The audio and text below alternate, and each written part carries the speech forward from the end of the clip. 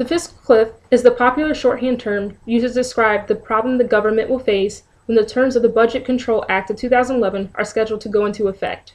Furthermore, it is the expiring of tax breaks and the introduction of tax increases and spending cuts that were due at the end of 2012.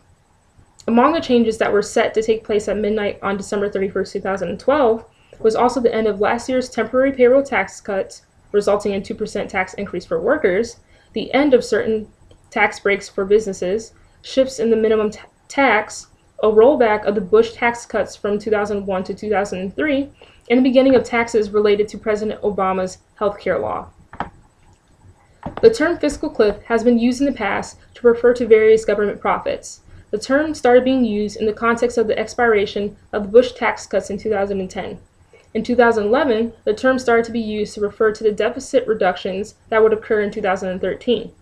In late February 2012, Ben Bernanke, chairman of the U.S. Federal Reserve, popularized the term fiscal cliff for the upcoming reduction in the deficit.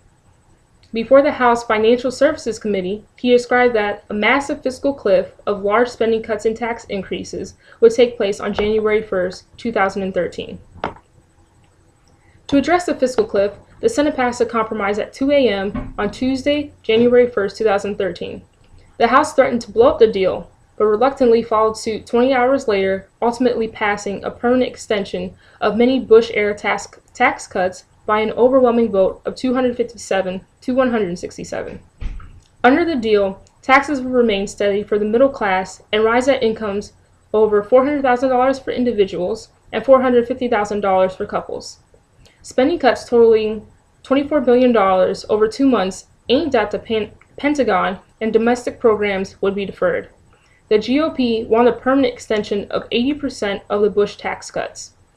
The Democrats won the first major tax increase in 20 years without trading spending cuts or entitlement changes. What should Congress have done differently? First and foremost, Congress should not have waited to the last minute to come up with the deal.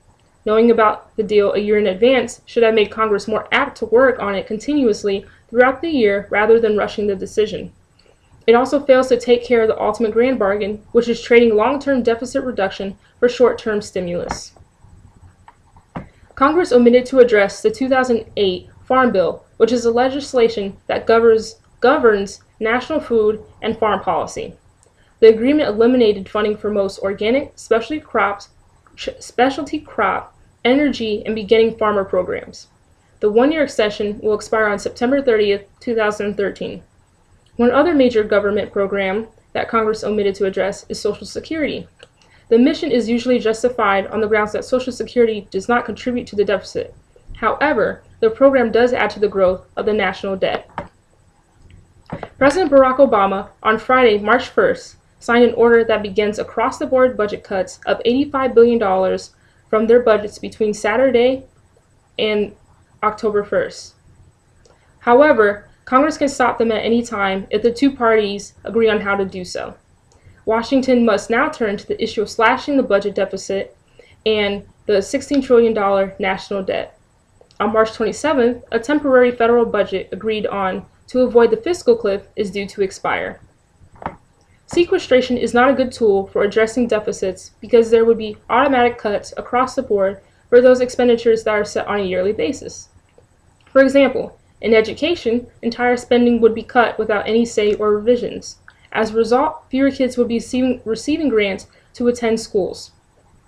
On the other hand, another category's funds, such as healthcare, would be taxed without any revisions. People would no longer be able to afford their doctor bills, and there would be less need for doctors in general.